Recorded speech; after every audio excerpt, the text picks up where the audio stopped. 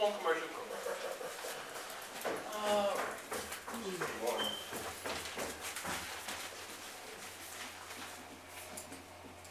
Here's where you gotta pull your pen out. Okay, Uniform Commercial Code. Quick review. See this little booklet? You see me carrying this booklet around all the time. The pages are falling out. This is all 9 articles of the Uniform Commercial Code. Okay? Created by the National Council of Commissioners on Uniform State Laws. A council of lawyers wrote this. Okay?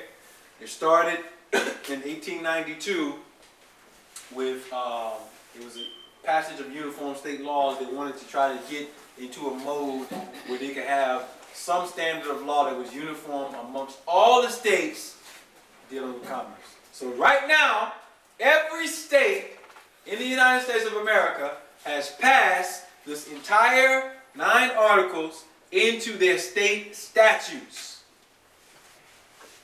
Now what does that mean? I didn't say state codes, I said state statutes. That means that this is de jure law in all of the 50 republics. Okay? Why did they want that to happen? It's because all of your transactions that you think are based on something else are based on this. Every transaction that you're doing, every contract, I don't care what it is based on this. All of it. So if you know this, you will know how to interface with this thing. If you don't, you're going to have some problems. So, I don't know if you even get this. You can get this online anymore. Yeah, you can still get it? Okay. Portable UCC. Ramos can tell you where to get this offline at. You need to get a copy. Amazon.com. Amazon.com. You can get this and read it. Okay? Now, dealing with the UCC, you have to understand what you're actually dealing with when you're dealing with commerce. You have 2 things, and we went over this, I believe, 2 weeks ago, that are important to you. Your status at law and your status in commerce. Your status at law is your nationality. You only have 2 areas that covers. One as an Aboriginal, one as a national or one of the republics. Okay? Those are your statuses at law. Your status in commerce tells how you are operating in trust. Okay? Whether you're the trustor, which we call debtor. Okay? Whether you are the beneficiary, which we call creditor or secure party, or whether you're the trustee, which is the middleman or the middlewoman who are acting for the secure party and the debtor. That's it. That's all you're dealing with in all your transactions.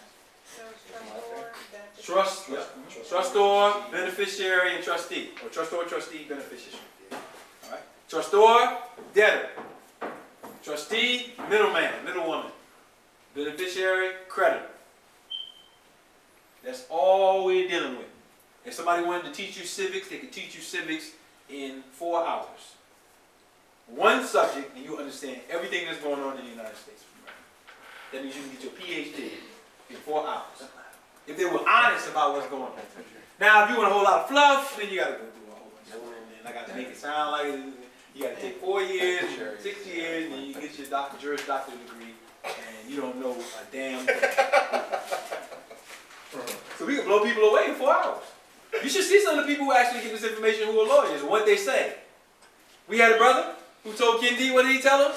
If what you're saying is true, then everything that I have learned over the last 30 years is a lie. And that's correct. That's correct. That's heartbreaking for some people. You know what I mean? If you're a lawyer and you know, you got all these accolades and you went all these places and all this and that, and you somebody come with their little UCC book out, and you don't know nothing.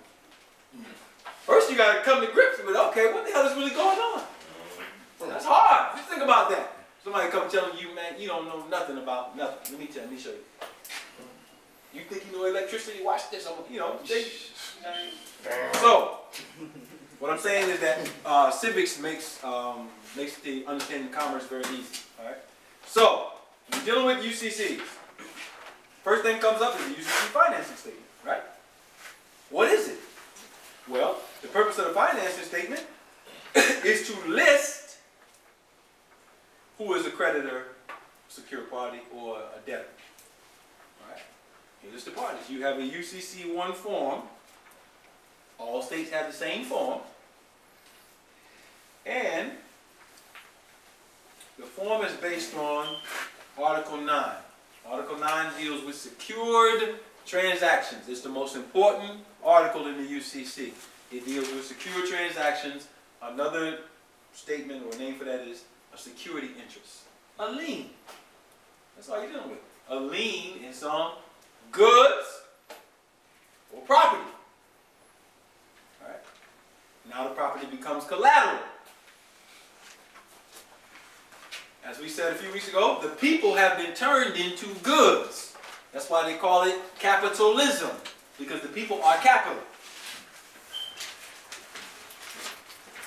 So when you anybody's filling out a UCC1 financing statement, they're listing themselves as a creditor or a secure party, somebody else as a debtor, and they have a contract that is called the security agreement.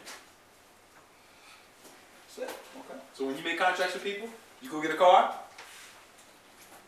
you go get that car,